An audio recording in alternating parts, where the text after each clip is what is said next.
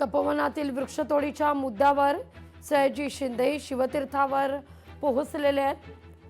तपोवनातील वृक्षतोडीला विरोध केला जातोय सयाजी शिंदे यांच्याकडून आणि नेमक्या याच मुद्द्यावर राज ठाकरे यांची भेट घेण्याकरता सयाजी शिंदे शिवतीर्थावर दाखल झाल्याची ही दृश्य आपण या क्षणी पाहतोय। अधिक माहिती घेऊया आपले प्रतिनिधी स्वप्नील जाधव यांच्याकडून। स्वप्नील, भेट अद्यापही सुरू आहे?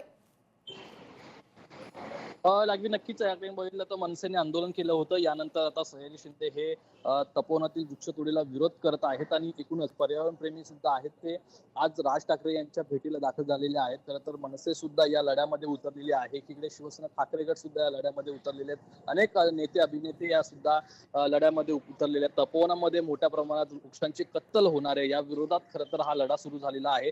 राज ठाकरे यांनी सुद्धा विरोध केला होता, त्यामुळे आता पुढील भूमिका नक्की काय असणार या संदर्भात चर्चा सयाजी शिंदे आणि राज ठाकरे यांच्यामध्ये होईल। या ठिकाणी मनसेचे नेते अमय खोपकर सुद्धा उपस्थित आहेत। 3 दिवसांपूर्वी ते तपोवनामध्ये आंदोलन करण्यात आलं होतं, त्यामध्ये सयाजी शिंदे आणि अमय खोपकर हे सुद्धा होते। तपोवनातील वृक्षतोडीला विरोध करत त्या ठिकाणी आंदोलन केलं होतं, महायुती सरकारचा निषेध सुद्धा केला होता। मात्र नव्याने झाडे लावण्यात येण्यासंदर्भात सुद्धा वक्तव्य सरकारकडून करण्यात आलेलं आहे, सरकारमधील मंत्र्यांकडून करण्यात आलेलं आहे। मात्र नव्याने झाडं लावण्यात येणार असली तरी जुन्या झाडांची कत्तल करणे हे कुठल्या कशात तथ्य यामध्ये आहे, अशा प्रकारे जो प्रश्न आहे तो खरं तर सयाजी शिंदे यांनी उपस्थित केला होता। यानंतर आज पुढील भूमिका ठरणारे अधिवेशन एकीकडे सुरू झालेलं असताना दुसरीकडे ही भेट होत आहे, त्यामुळे तपोवनाचा मुद्दा हा अधिकच तापणार असल्याची शक्यता आपल्याला पाहायला मिळते। लागवी अगदी स्वप्नील, धन्यवाद तुम्ही दिलेला एकूणच सविस्तर माहिती करता।